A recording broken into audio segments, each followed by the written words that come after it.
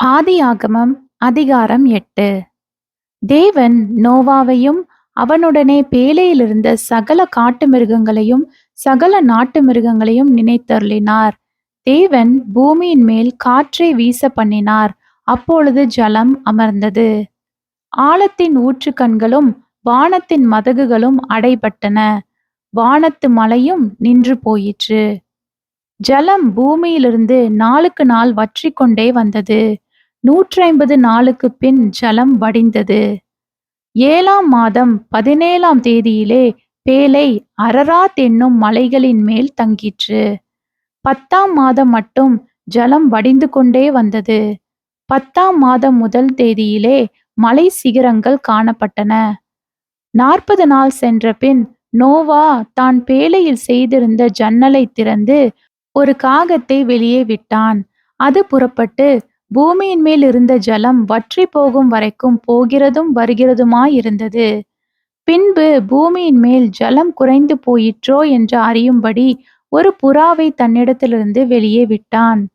பூமியின் மீதெங்கும் ஜலம் இருந்தபடியால் அந்த புறா தன் உள்ளங்கால் வைத்து இளைப்பாற இடம் காணாமல் திரும்பி பேழையிலே அவனிடத்தில் வந்தது.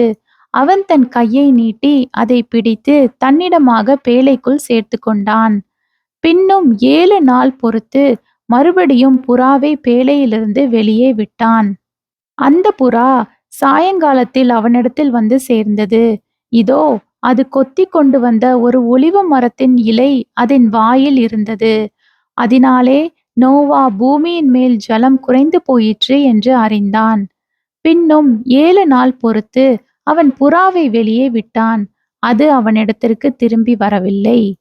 அவனுக்கு 601 வயதாகும் வருஷத்தில் முதல் மாதம் முதல் தேதியிலே பூமியின் மேல் இருந்த ஜலம் வற்றி போயிற்று. நோவா பேழையின் மேல் தட்டை எடுத்து பார்த்தான். பூமியின் மேல் ஜலம் இல்லாதிருந்தது. 2ஆம் மாதம் 27ஆம் தேதியிலே பூமி காய்ந்திருந்தது. அப்பொழுது தேவன் நோவாவை நோக்கி, நீயும் உன்னோடே கூட உன் மனைவியும் உன் குமாரரும் உன் குமாரரின் மனைவிகளும் பேழையை விட்டு புறப்படுங்கள்.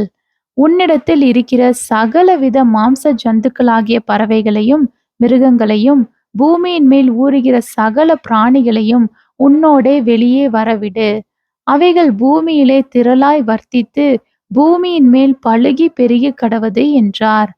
அப்பொழுது நோவாவும் அவன் குமாரரும் அவன் மனைவியும் அவன் குமாரரின் மனைவிகளும் புறப்பட்டு வந்தார்கள். பூமியின் மேல் நடமாடுகிற சகல மிருகங்களும் ஊரும் சகல பிராணிகளும் சகல பறவைகளும் ஜாதி ஜாதியாய் பேழையிலிருந்து புறப்பட்டு வந்தன.